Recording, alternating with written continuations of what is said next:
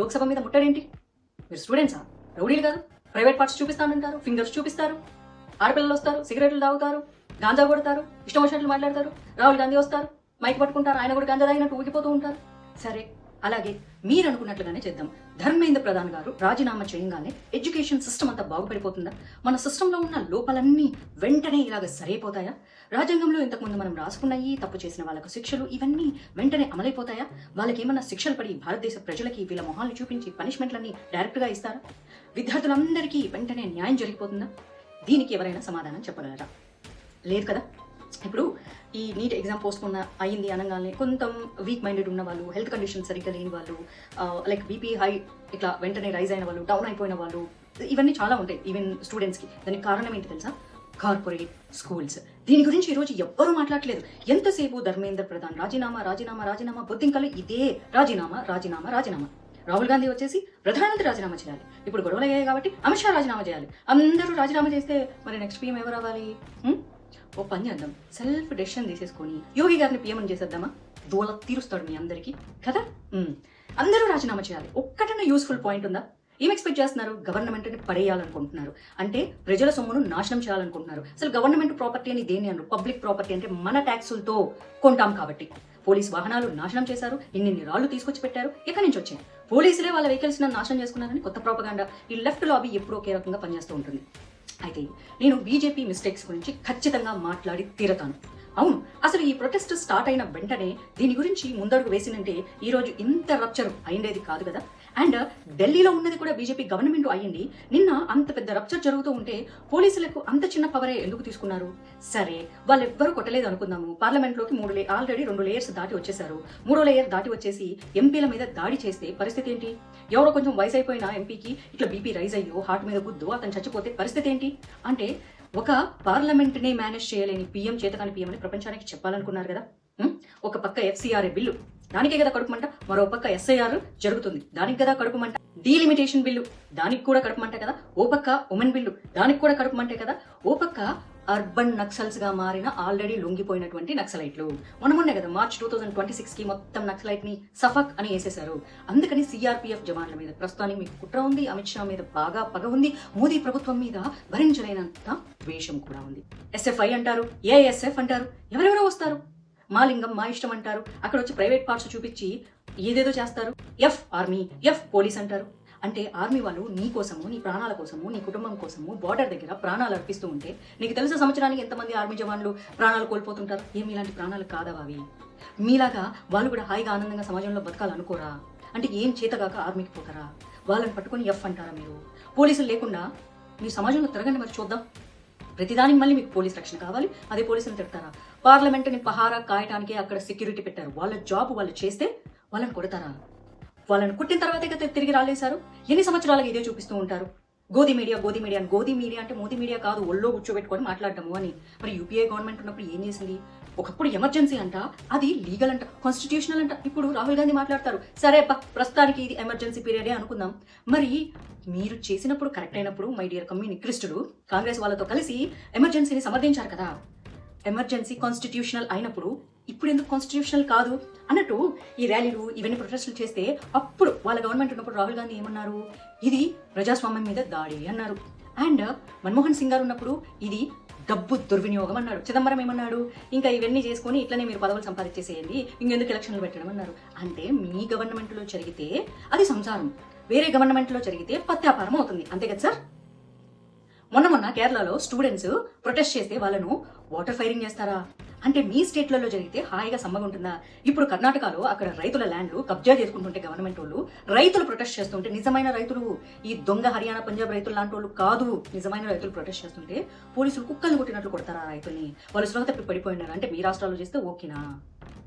90 మంది స్టూడెంట్స్ లాంటి వాళ్ళకి దెబ్బలు తగిలాయంట. మరి దగ్గర 150 మంది పోలీసులకి, సిఆర్పీఎఫ్ జవాన్లకు దెబ్బలు తగిలాయి. ఎవరు కొట్టకుండా వాళ్ళ నాళ్ళు కొట్టుకున్నారా? అవునులే, పోలీస్ వెహికల్స్ వాళ్ళ నాళ్ళు డ్యామేజ్ చేసుకుని పక్కన పడేసుకున్నట్టు వాళ్ళని వాళ్ళు కొట్టుకొని ఉంటారు బాగా దెబ్బలు తగిలి. వాడు వస్తాడు, నేను నీట్ ఎగ్జామ్స్కి నేను టీచింగ్ చేస్తూ ఉన్నాను, నన్ను చూడండి ఎట్లా కొట్టారో అని చెప్తాడు. అసలు వీడియో చూస్తే ఫస్ట్ వాడు పోలీసుల మీద పెప్పర్ స్ప్రే చేశాడు. అప్పుడు వాడి మొహం చాలా బాగుంది, ఫ్రెష్గా ఉన్నాడు, ఎనర్జెటిక్గా ఉన్నాడు. పెప్పర్ స్ప్రే చేస్తే కళ్ళల్లో ఎంత దారుణంగా ఉంటుందో తెలుసా?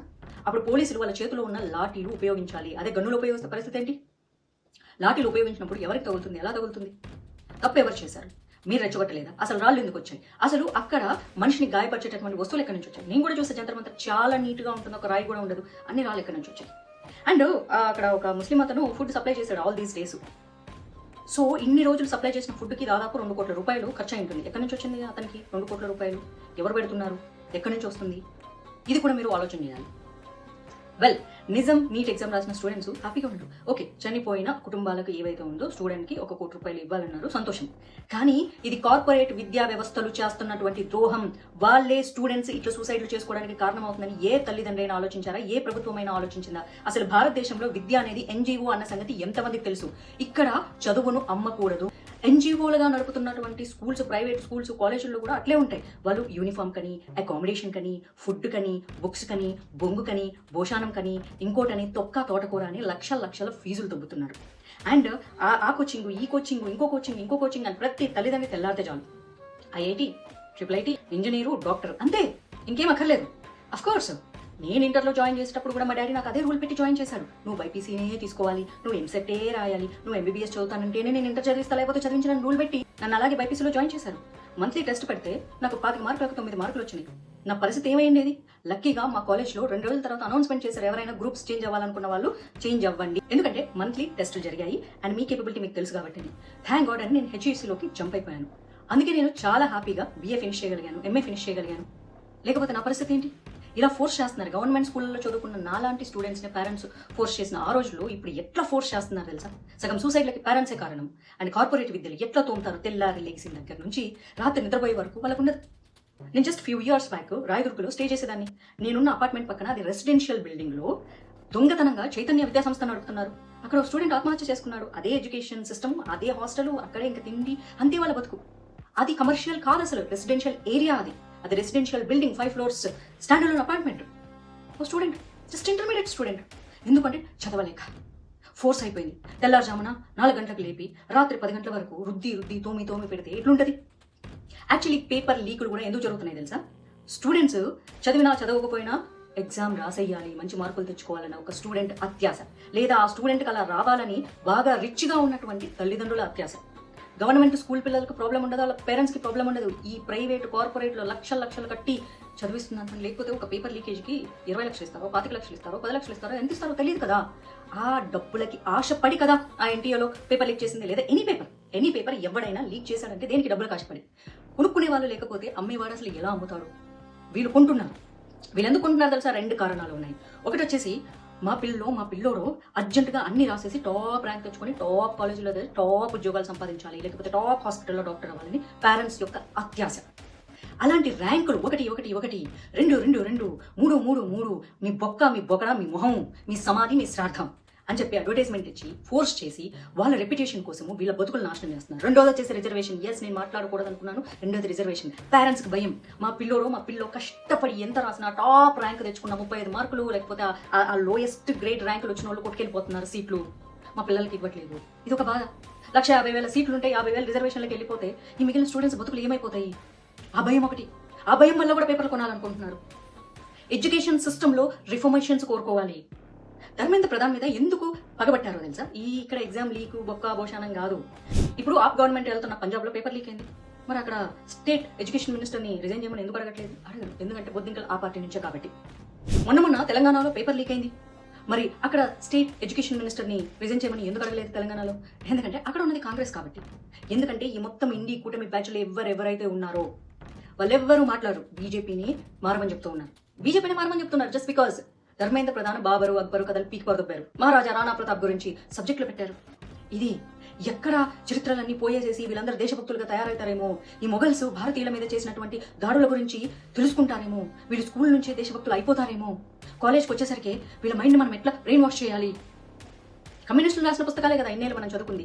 చిన్నప్పుడు అంతా కూడా అలాంటి కథలు చెప్పడం వల్ల వన్స్ వాళ్ళు కాలేజ్లోకి రాగానే నీకు తెలుసా, నువ్వు ఇప్పుడు మనం జై కొట్టాలి, మనం పాకిస్తాన్కి జై కొట్టాలి, మనం బంగ్లాదేశ్కి జై కొట్టాలి, మనం చైనాకి జై కొట్టాలి, అమెరికా డీప్ స్టేట్కి జై కొట్టాలంటే ఓకే అనుకుంటారు. ఎందుకంటే బానిసత్వపు బతుకులు. Akbar the great, Babar the great, Tipu Sultan the great, వాడి అమ్మ గ్రేట్, వాడి అయ్య గ్రేట్, వాడి షిట్ గ్రేట్, వాడి సుస్సు గ్రేట్, ఇట్లా చెప్పి పెంచాను.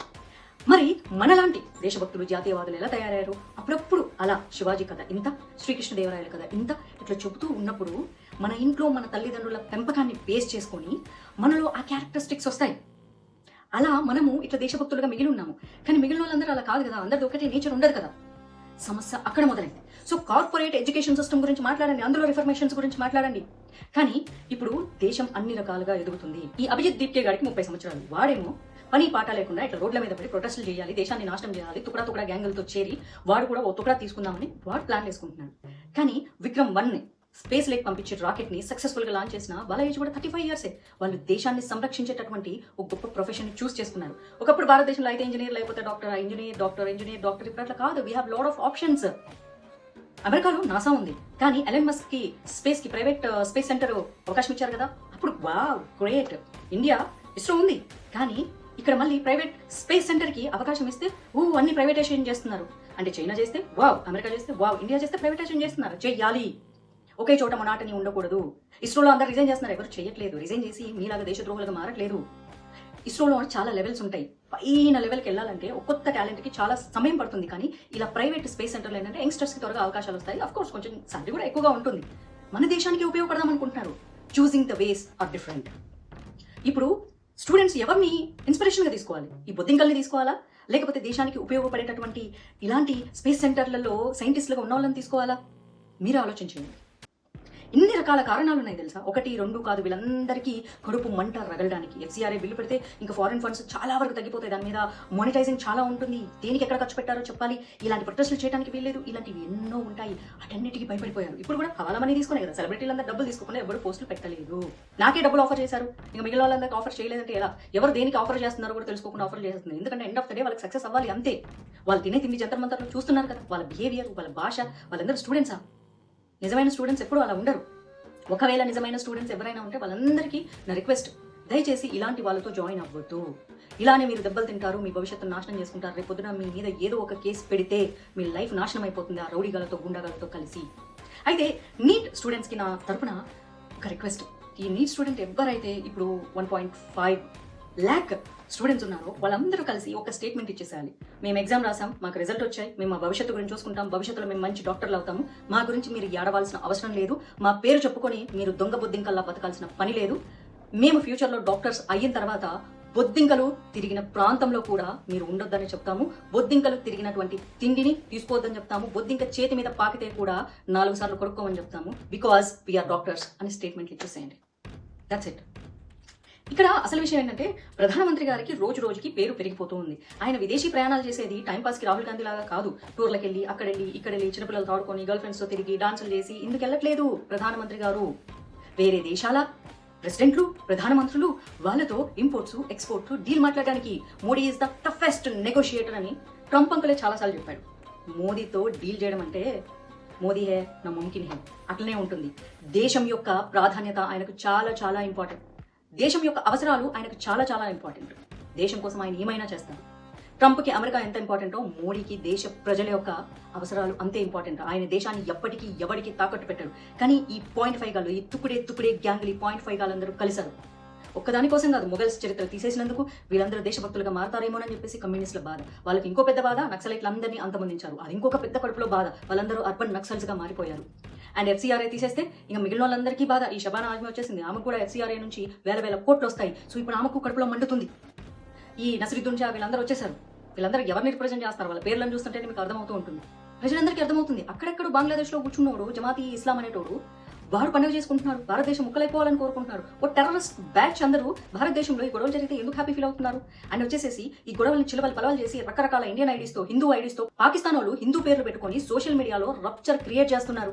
అండ్ భారతదేశాన్ని ముక్కలు చేసే విధంగా ఒక మంచి మ్యూజిక్లు పెట్టేసేసి స్టూడెంట్స్కి దెబ్బలు తగిలినట్టు, ఏడుస్తున్నట్టు, అయ్యో కుయ్యో మారో పోలీస్ సాలో ఇంకా మారో, పోలీసులు చంపేమని స్టూడెంట్స్ ఎవరన్నా మాట్లాడతారా? అలాంటప్పుడు మారో స్టూడెంట్స్గా మారో అని పోలీసులు అన్నారా? ఆడపిల్లల్ని బూతులు మాట్లాడారంటున్నారు, కానీ అందరి దగ్గర ఫోన్లు ఉన్నాయి, అందరు రికార్డ్ చేస్తున్నారు, కానీ ఎవరి ఫోన్లో కూడా పోలీసులు మాట్లాడిన బూతులు వినిపిస్తలేవు. ఆడపిల్లల్ని కొట్టారు, స్టూడెంట్స్ని కొట్టారు అంటే రాళ్ళేశారు, పెప్పర్ స్ప్రేలు చేశారు, ఇష్టం వచ్చినట్టు బిహేవ్ చేశారు, పార్లమెంట్లోకి దొంగతనంగా చొరపడాలనుకున్నారు. తప్పు కదా. 144 BNS 163 సెక్షన్ అమల్లో ఉన్నప్పుడు అసలు పర్మిషనే లేదు. Day 1 నుంచి అసలు పర్మిషనే లేదు మీకు. ఇన్ని రోజులు చేయడమే కాకుండా పార్లమెంట్లోకి వెళ్ళిపోతారా మీరు? ఏ రకంగా వెళ్తారు? ఇది రాజ్యాంగ విరుద్ధం. రాజ్యాంగం సంకలో పెట్టుకోవడమే కాదు, ఆ రాజ్యాంగాన్ని చదవాలి. జై భీమ్ అంటారు, కానీ ఒక్కటి కూడా రాజ్యాంగబద్ధంగా ప్రవర్తన చేయరు. జై అంబేద్కర్, జై సంవిధానం అంటారు. సంవిధానంలో ఉన్న ఒక్క రూల్ కూడా ఫాలో అవ్వరు. అంబేద్కర్ గారు మరణించి బతికిపోయారు. బతికి ఉండింటే నిజంగానే ఆయన ఎవరో ఒకరు ఆ పుస్తకాన్ని చింపేసో లేకపోతే అగ్గి పెడితే సంతోషించే వాళ్ళలో నేను మొదటి వాడిని అవుతాను అన్నారు కదా, దానికి సంతోషిస్తారు ఆయన. పార్లమెంట్ ఎవరి బిల్డింగ్? అది బీజేపీ వాళ్ళు కట్టుకున్న బిల్డింగా? మన సొమ్ము, మన డబ్బు, మన ప్రాపర్టీ, మన దేశం ప్రాపర్టీ అది. దాన్ని మీరు కూల్ చేశారనుకున్నారా? దాన్ని తగలబెట్టాలనుకున్నారా? నేపాల్ స్టూడెంట్స్ వాళ్ళకు కడుపు మండిన విధానం వేరు, కానీ భారతదేశంలో కడుపు మండలే ఎవరికి? కడుపు పండి ఉంది, నిండి ఉంది, పలిసి ఉంది, పందుల్లాగా మెక్కుతున్నారు. ఆ అభిజిత్ దీప్కే గాడు వాడు అయితే వెహికల్కి పైన మాట్లాడతాడు, లేకపోతే బ్యారికాడ్స్ వెనకాల దాక్కుంటాడు. వాళ్ళ స్పోక్స్ పర్సన్ వచ్చేసి బర్గర్లు తినుకుంటూ తిరుగుతారు.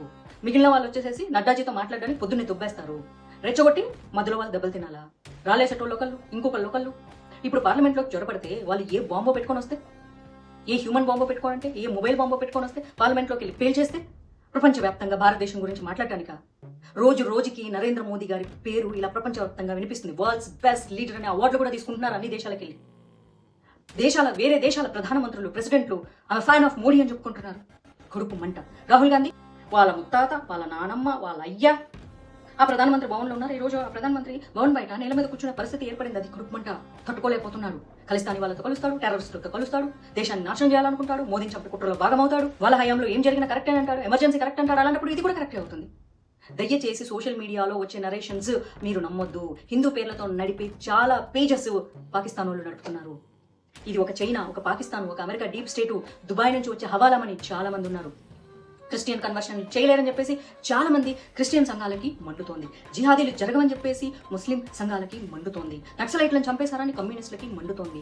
ఈ మొఘల్స్ చరిత్రలు తీసేశారని అందరికీ కలిపి మండుతోంది. ఎస్ఐఆర్ చేస్తున్నారు కాబట్టి దొంగ బంగ్లాదేశీలు, దొంగ పాకిస్తానీలు భారతదేశం నుంచి వెళ్ళిపోతే ఓటు బ్యాంక్ పడిపోతుందని వీళ్ళందరికీ మండుతోంది. అయితే ఇక్కడ నాకు ఒక డౌట్ వస్తుంది. అందరూ బీజేపీ ఫెయిల్ అంటున్నారు, కానీ నాకు కూడా అనాలి అనిపిస్తుంది. ఢిల్లీలో బీజేపీ ఫెయిల్ అండ్ అందరూ ఫెయిల్ ఫెయిల్ ఫెయిల్ అనాలనిపిస్తుంది. కానీ ఒక్క విషయం ఎక్కడో తేడా కడుతుంది నాకు. సాంబా అమిత్ షా గారిని చాణక్య అంటారు. ఆయన ప్లాన్స్ అన్ని చాణక్యులాగే ఉంటాయంటారు. సో ఇంత జరుగుతున్నా సరే అమిత్ షా గారు వెనకడుగు వేసింది ప్లాన్ లో భాగంగానా, లేకపోతే నిజంగా చేత కాకనా? I don't think so. దాదాకి చాలా ఆలోచనలు ఎక్కువ. సో దాదా ప్లాన్ ప్రకారం ఏంటంటే ప్రస్తుతానికి బొద్దింకలన్నీ బయటకు వచ్చాయి. డే 1 అణచివేసి ఉంటే ఇన్ని రకాల బొద్దింకలు బయటకు వచ్చేవి కాదేమో. ఇప్పుడు బొద్దింకలు రావడమే కాకుండా పొగబెట్టి కలుగులో ఉన్న ఎలకల్ని కూడా బయటికి రప్పించాడు. ఇంకా పంది కుక్కుల్ని కూడా బయటికి రప్పించడానికి ప్లాన్ ఏమో, ఇంకా ఆయన సైలెంట్ గా ఉండటానికి. సో ఎన్ని రకాల శక్తులు భారతదేశాన్ని అటాక్ చేస్తున్నాయో ప్రజలకు చూపించడానికి మౌనంగా ఉన్నాడేమో. ఆయన మౌనం వెనక ఇదే రీజన్ అయిండొచ్చేమో. అందులోనూ మోడీజీకి అమిత్ షాకి భయంకరమైన అండర్స్టాండింగ్ కదా. సో ఈ అండర్స్టాండింగ్ లో భాగంగా ఈ మొత్తం బొద్దింకలను, ఎలకలను, పందికొక్కుల్ని అన్నింటినీ ఒక చోట చేర్చడానికి, ప్రపంచానికి చూపించడానికి మౌనంగా ఉన్నారేమో. అవునా కదా? నాకు కూడా ఓకే అనిపిస్తుంది. Yeah, it's right. So but ఏది ఏమైనా సరే డే 1 మోదీ మాట్లాడి ఉండింటే, ఇంత రప్చర్ జరిగి ఉంటే మోడీ మాట్లాడి ఉండాల్సింది. కానీ మోడీ ఈ బొద్దింకల గురించి మాట్లాడితే వీళ్ళు ప్రపంచ ఫేమస్ అయిపోతారు కదా. అది కూడా కొంచెం ఆలోచించాలి. మోదీ స్థాయికి ఇలాంటి చిల్లర chief fellows, of course the small snakes are very dangerous. కానీ మోదీకి ఒకళ్ళు మాట్లాడని చెప్పాల్సిన అక్కర్లేదు. ఆయన ఎప్పుడు ఏం మాట్లాడాలో, ఎలా మాట్లాడాలో ఆయనకు తెలుసు. ఖచ్చితంగా మాట్లాడతాడు. One day he will speak. He believes in actions. And Dharmendra Pradhan గారు ఓకే స్టూడెంట్స్ కి వాళ్ళ కుటుంబాలని పిలిచి పరామర్శించాల్సింది. అక్కడ ఆయన తప్పు చేశారు. నేను డే 1 నుంచి చెప్తున్న అకౌంటబిలిటీ అని. ఆయన ప్రెస్ మీట్ ఎప్పుడో పెట్టడం జరిగింది, మేలోనే పెట్టడం జరిగింది. మళ్ళీ ఎగ్జామ్ పెడతామని చెప్పడం జరిగింది. ఎగ్జామ్ కూడా కండక్ట్ చేసేశారు. మనుషులు అన్నాక తప్పులు చేస్తారు. రాజకీయ పార్టీలో, సిస్టంలో లోపాలు జరుగుతూనే ఉంటాయి. కానీ సంవత్సరం పాటు ఎగ్జామ్ని పోస్ట్ పోన్ చేయలేదు, చేతులు ఎత్తేలేదు. విత్ ఇన్ 1 month మళ్ళీ రెక్టిఫై చేసి కొత్త పేపర్ని ప్రిపేర్ చేసి ఫాస్ట్ గా, చాలా సెక్యూర్ గా, ముందే అది ఎందుకు చేయలేదు అంటే జరిగింది. We cannot take it back. జరిగింది. ఫర్దర్ గా ఇలా జరగకుండా చూసుకుంటాను అని. ఈ రోజు కొత్తగా జరగలేదు, 4-5 సార్లు జరిగింది, మొత్తం 10 సార్లు జరిగింది ఈ ఎన్డీఏ గవర్నమెంట్ అంటే. ఎస్ జరిగింది. బట్ ఈసారి కఠినమైన నిర్ణయాలు తీసుకున్నప్పటికి ఇంకా ఈ కాక్రోచ్ అప్పుడే పుడుతుంది అనమాట. అట్లా పుడుతుంది, జస్ట్ సోషల్ మీడియాలో అట్లా పుట్టిందనమాట. ఆ టైంలోనే ధర్మేంద్ర ప్రధాన్ గారు ప్రెస్ మీట్ పెట్టడం జరిగింది. రెక్టిఫై చేస్తామన్నారు. కొత్త టీం ఏర్పాటు చేశారు, క్వశ్చన్ పేపర్ రెడీ చేశారు అండ్ చాలా స్ట్రిక్ట్ గా దాన్ని తీసుకొచ్చారు. ఎగ్జామ్ రాశారు, రిజల్ట్స్ వచ్చాయి, స్టూడెంట్స్ అందరూ హ్యాపీగా ఉన్నారు. All well and good. Enquiry వేయడం జరిగింది, మిగిలిన వాళ్ళని సస్పెండ్ చేయడం జరిగింది, అన్ని జరిగాయి. కానీ అది ప్రపంచానికి చెప్పడంలో ఫెయిల్ అయ్యారు. బీజేపీ ఎప్పుడు ప్రపంచానికి చెప్పడంలో ఫెయిల్ అవుతుంది, యాక్షన్స్ చేస్తుంది, కానీ చెప్పడంలో ఫెయిల్ అవుద్ది. ఆ నరేషన్ క్లియర్ గా ఇవ్వలేదు. ఆ విషయంలోనే ఎప్పుడు ఫెయిల్ అవుద్ది. అపోజిషన్స్ కి అదే వీక్ పాయింట్ అవుద్ది. చేసిన వెంటనే చెప్పుకోవాలి. ఆ చెప్పుకునే అవకాశము ఎవ్వరికి ఇవ్వరు. పోనీ మాలాంటి వాళ్ళు చెప్దామా అంటే ఇన్ఫర్మేషన్ ఉండదు. అందరూ మమ్మల్ని పెయిడ్ బ్యాచ్ అంటారు. Okay, no problem. You call me BJP IT cell, you call me Andhabhakti, you call me paid batch, I'm proud. Born as Hindu, die as Hindu, and I love Modi ji, I love BJP ideology. రేపొద్దున BJP party ఉండొచ్చు, లేకపోవచ్చు, నేను చనిపోయేలోపు. కానీ ధర్మం ఉంటుంది, దేశం ఉంటుంది. అప్పట్లో వాజ్పేయి గారికి ఒక్క ఓటు రాక ఆయన రిజైన్ చేశారు కదా ప్రధానమంత్రి అవ్వకుండా. అప్పుడు పవర్ పోతుంది అంటే పవర్ ఈ రోజు ఉండొచ్చు, రేపు పోవచ్చు, అది కాదు ఇంపార్టెంట్, ఈ దేశం ఉండాలి, ఈ ప్రజాస్వామ్యం ఉండాలి, ఈ ధర్మం ఉండాలి అని చెప్పారట. ఎస్, అప్పటి రోజులకి అది వర్తించింది, ఇప్పటి రోజులకు కూడా ఇదే వర్తిస్తుంది. కానీ ఈ ప్రజాస్వామ్యంలో ఉన్న లోపాలని ఖచ్చితంగా సరిచేయాలి, సంవిధానంలో చాలా మార్పులు చేయాలి, సిస్టమ్ మారాలి, రిఫర్మేషన్స్ తెచ్చుకోవాలి. ప్రతి దేశంలో మిస్టేక్స్ జరుగుతూనే ఉంటాయి, రిఫర్మేషన్స్ చెయ్యాలి. రష్యా, చైనా, ఇండియా వీళ్ళు ముగ్గురు మాత్రమే ఎడ్యుకేషన్లో చాలా స్ట్రిక్ట్గా ఉంటారు. మిగిలిన కంట్రీస్ ఎడ్యుకేషన్లో మనకున్నంత ఇది ఉండదు. సో వాళ్ళు వేరే రిఫర్మేషన్స్ చేసుకుంటారు. వాళ్ళ దేశంలో కూడా చాలా ప్రాబ్లమ్స్ ఉన్నాయి. మన దేశంలో ప్రాబ్లమ్స్ని మనం సాల్వ్ చేసుకోవాలి, కానీ మన దేశాన్ని నాశనం చేసుకోవాలనుకోకూడదు కదా, మన దేశ పార్లమెంట్ని కూల్చాలనుకోకూడదు కదా, మన దేశ ఎంపీల మీద అటాకులు చేయాలనుకోవద్దు కదా. ప్రజలు ఎన్నుకున్నారు, వాళ్ళ ఓట్లేసి ఎన్నుకున్నారు, గౌరవించాలి కదా. లోక్సభ మీద ముట్టడేంటి? మీరు స్టూడెంట్సా? రౌడీలు కాదు. ప్రైవేట్ పార్ట్స్ చూపిస్తానంటారు, ఫింగర్స్ చూపిస్తారు, ఆడపిల్లలు వస్తారు, సిగరెట్లు తాగుతారు, గాంజా కొడతారు, ఇష్టం వచ్చినట్లు మాట్లాడతారు. రాహుల్ గాంధీ వస్తారు, మైక్ పట్టుకుంటారు, ఆయన కూడా గాంజా తాగినట్టు ఊగిపోతూ ఉంటారు. దేశంలో స్వేచ్ఛ ఎక్కువైంది. నాకు కూడా చైనా లాంటి డెవలప్మెంటే కావాలి, దానికి చైనా లాంటి రూల్స్ కూడా కావాలి, చైనా లాంటి సిస్టమ్ కూడా కావాలి. అప్పుడు ఆటోమేటిక్గా 10 yearsలో సెట్ అయిపోతుంది. 65 ఏళ్ళు కాంగ్రెస్ ప్రభుత్వం ఏం చేసింది? డెవలప్మెంట్ చేయకుండా ఏం చేసింది? ఎందుకు ఆపింది? వంగి చైనా మోకాల నీళ్లు తాగి మానస సరోవర్ చైనాకి ఇచ్చేసింది. ల్యాండ్ ఆక్రమించుకుంటుంటే కనీసం మన ఆర్మీ వాళ్ళకి సరైన బూట్లు లేకుండా చేసింది. ఇదే కదా చేసింది కాంగ్రెస్. అండా అంటే ప్రతి సమస్యను తీసుకెళ్లి ఐక్యరాజ్య సమితిలో పెట్టింది. ఎందుకు చేయలేదు డెవలప్మెంట్? ఎందుకు గ్రోత్ ఇవ్వలేదు? ఎలక్షన్ సరిగ్గా లేదు అంటే ఎమర్జెన్సీ పెట్టేస్తుందా? ప్రొటెస్టులు చేస్తే తీసుకెళ్లి జైల్లో పడేస్తుందా? అదేమో ప్రజాస్వామ్యమా? కాన్స్టిట్యూషన్లో ఉంది. మోదీ చేస్తే తప్పు కాదు. 11 సంవత్సరాలు దేశం ప్రశాంతంగా సాగేసరికి కడుపులో మంట వచ్చేసింది. ఏంట్రా దేశం ఇంత ప్రశాంతంగా ఉంది? ఒకప్పట్లాగా ఫ్రీగా ఎవరిని పడితే వాడిని చంపేయడానికి లేదు, బాంబ్ బ్లాస్టులు చేయడానికి లేదు, పైగా మేడ్ ఇన్ ఇండియా అంటున్నారు, రాకెట్లు పైకి ఎగరేస్తున్నారు, ఇస్రో వాళ్ళు బోల్డెన్ రాకెట్లు పంపించేస్తున్నారు, చంద్రయాన్లో దింపేస్తున్నారు. ఇన్ని రకాలుగా డెవలప్ అయిపోతుంది. యుద్ధ విమానాలు చేస్తున్నారు, యుద్ధ విమానాలు కావాల్సిన సామాగ్రి చేస్తున్నారు, ఆకాశ్ లాంటి వాటిని పక్క దేశాలకు అమ్మేస్తున్నారు. ఏమేమో జరిగిపోతున్నాయి ఈ దేశంలో. స్టార్టప్ కంపెనీలు యువతరానికి ఇస్తున్నారు, దానికి ఫండింగ్ కూడా మళ్ళీ గవర్నమెంట్ ఇస్తుంది. ఆఖరికి సోలార్ ప్యానల్స్ కూడా బోల్డ్ అంతా సబ్సిడీలు కూడా ఇచ్చేస్తున్నారు. ఇన్ని జరుగుతున్నాయండి భారతదేశంలో. హైవేలు పెరిగిపోయినాయి, ఇన్ఫ్రాస్ట్రక్చర్ పెరిగింది, డెవలప్మెంట్ పెరిగింది, అవినీతి సగం వరకు తగ్గింది. ఇంత జరుగుతుంది. ఇదంతా కాంగ్రెస్ తట్టుకోలేకపోతుంది. డిజిటల్ పేమెంట్స్ కి నో చెప్పిన ఒకప్పటి ఆర్థిక మంత్రి చిదంబరం వాళ్ళే నో చెప్పారు. ఇస్రోకి సరైనటువంటి ఫెసిలిటీ ఇవ్వాల, ఆర్మీకి సరైనటువంటి ఫెసిలిటీ ఇవ్వాల, ఇష్టం వచ్చినట్లు బిహేవ్ చేశారు. రౌడీ రాజ్యం. ఇంకా స్కామ్ల గురించి మాట్లాడితే అబ్బో అది స్కామ్ క్రేసే. బీజేపీలో మాట్లాడండి, ఉంటారు మంచోళ్ళు చెడ్డోళ్ళు ఉంటారు, అన్ని చోట్ల ఉంటారు, అందరూ మనుషులే కదా. 10% బీజేపీలో చెడ్డవాళ్ళు ఉంటారు, అంత ఉత్తమలేం కాదు. కానీ కాంగ్రెస్లో 90% చెడ్డోళ్ళే ఉంటారు, దేశాన్ని దోచుకునేటోళ్ళు ఉంటారు. ఎంతమంది 360 degrees అటాక్ చేస్తున్నారు. సంబంధం లేకుండా ఆర్ఎస్ఎస్ తిడతారు, సంబంధం లేకుండా రాముని తిడతాడు. ఇంకోటి వస్తాడు, వాడెవడు కుణాలు కమరా అంట. నీ బొందరా, నువ్వు కమరా కదరా, నువ్వు టాయిలెట్. వాడొస్తాడు, సీతాపతి నీతాపతి ఏమ్రా నీకేమైనా ప్రాబ్లం అయిందా, నువ్వేమన్నా ఇలా నాకు కొంచెం నువ్వు చెప్పు మరి. సీతాపతి నీతాపతి మరి సోనియాపతి అని చెప్పాలి కదరా, వాళ్ళు పెట్టి ఫీడ్ డాగ్ లాగా నువ్వు మాట్లాడకూడదు కదరా. ఎవడు పడితే వాడు వస్తాడు మాట్లాడతాడు, ఎవరు పడితే అది వస్తుంది అది మాట్లాడుతుంది. భరతమాతకి మొగుడెవరు అని వెతుకుతున్నారు. ఒకప్పుడు బ్రిటిషోడు మొగుడు, ఇప్పుడు ఇజ్రాయెల్ మొగుడు. ఎవరితే చెప్పింది నీకు? మీ అమ్మకి అంతమంది మొగుళ్ళు ఉన్నారేమో, మార్చారేమో, అందుకే నీకు అలా అనిపిస్తుంది. లేకపోతే నీకు అంతమంది ఉన్నారేమో, నీవే అందుకు అనిపిస్తుందేమో. లేకపోతే నీకు కూతురు అంటే దానికి అంతమంది మొగుళ్ళు ఉన్నారేమో, అందుకే నీకు అలా అనిపిస్తుంది. బ్రిటిషోడు మొగుడా? భరతమాత అంటే ఎవరు? భూమాత. నేను చెప్తా, క్లారిటీగా చెప్తా. భరతమాత మొగుడని అడిగావు కదే బేవర్స్ మొహందానా. భరతమాత అంటే భూమాత, భూమాత అంటే లక్ష్మీదేవి, లక్ష్మీదేవికి భర్త విష్ణుమూర్తి, ఆయనే శ్రీరామ్. అందుకే మేము శ్రీరామ్ అంటే మీకు కాలుతుంది కదా. మీకు ముగ్గురు నలుగురు మొగుళ్ళు ఉంటారు కదా, భరతమాతకు కూడా అదే అంటగట్టాలనుకున్నారు కదా. సాక్షాత్తు లక్ష్మీదేవిని పట్టుకొని నోటికొచ్చినట్టు మాట్లాడతారా? ఇజ్రాయెల్ ఇప్పుడు మొగుడా? ఎవరు చెప్పారు? ఓహో, మోడీ చెప్పిన భాష మీకు అర్థం కదా. ఒక మీకు ఎడిటింగ్లో లేపేసుకుంటారు కదా. మోదీ గారు ఏమన్నారు ఇజ్రాయెల్ వెళ్ళినప్పుడు? భారతదేశంలో ఉండే ఇజ్రాయేలీలు, మిగిలిపోయిన ఇజ్రాయేలీలు లేదా ఉండాలి అనుకున్న ఇజ్రాయేలీలు. ఓహో, నీకు చరిత్ర తెలియదు కదా, మీరు చదువుకోరు కదా. మీరు అల్లాని దేవుడు ఇదొక్కటే చదువుకుంటారు మీరు. అది కాదు, మీరు చదువుకోవాలి. మొదటి ప్రపంచ యుద్ధం తర్వాత ఇజ్రాయేలీ దేశస్తులైనటువంటి యూదులు భారతదేశంలో రక్షణ కోసం ఉంటే, మొదటి ప్రపంచ యుద్ధం అయిపోయిన తర్వాత కొంతమంది యూదులు ఎక్కిపోయేసేసి ఇజ్రాయెల్ని మళ్ళీ నిర్మించుకున్నారు. కొంతమంది యూదులు మాకు ఇక్కడే బాగుంది, కంఫర్ట్గా ఉంది, మేము ఇక్కడే ఉండిపోతామని చెప్తే, ఆ తర్వాత నెక్స్ట్ పుట్టినటువంటి జనరేషన్కి భరతమాత అంటే మదర్ ల్యాండ్. మన భారతదేశం అయితే ఫాదర్ ల్యాండ్ న్యాచురల్లీ ఇజ్రాయలే కదా అని చెప్పాడు. అది ఎవరికి? కేవలం యూదులకి. ఆ యూదులు అనేది లేపరుదుపుతారు కదా మీరు. అదేంటి తీసుకెళ్లి ఇజ్రాయెల్ పాదాల దగ్గర పెట్టారు? ఎవడరా పెట్టింది? ఏ దేశమైనా వాళ్ళ దేశాన్ని మదర్ ల్యాండ్ అని అంటారు. వాళ్ళకు లక్ష్మీదేవి లేదు కాబట్టి, భూమాత లేదు కాబట్టి వాళ్ళు అనరు. మదర్ ల్యాండ్ అంటే నేను హూ ఈజ్ యువర్ ఫాదర్ అని అన్ని దేశాలను అడగాల్సింది కదా. మీకు బాగా నచ్చేటటువంటి చైనా కూడా ఇట్స్ మదర్ ల్యాండ్ అని అంటారు. ఈవెన్ నేచర్ని కూడా మదర్ నేచర్ అని అంటారు. పాకిస్తాన్ వాడు కూడా ఇట్స్ మై మదర్ ల్యాండ్ అంటారు. Who is your father land అని అడగాల్సింది మనమే, వాళ్ళ ఫాదర్ ల్యాండ్ కూడా. మీకు గాంధీని పంపించు, ఆయన కదా ఫాదర్. గాంధీ మనవరాలు కూడా వచ్చింది కాక్రోచ్, కరెక్టే. ఎలాగూ గాంధీ భార్య అయినటువంటి కస్తూరిబాని వదిలేశాడు ఇంకొక ఆమె కోసం. ఆయన జైల్లో ఉన్నప్పుడు రిచ్గా గర్ల్ ఫ్రెండ్కి లెటర్లు రాసుకుంటున్నాడు, పిల్లని దేకను కూడా దేకలేదు. ఇప్పుడు వాళ్ళ ఫ్యామిలీ వాళ్ళు వచ్చారు ఇంకా, ఎందుకంటే ఇప్పుడు వాళ్ళని ఎవరు దేకట్లేదు కదా.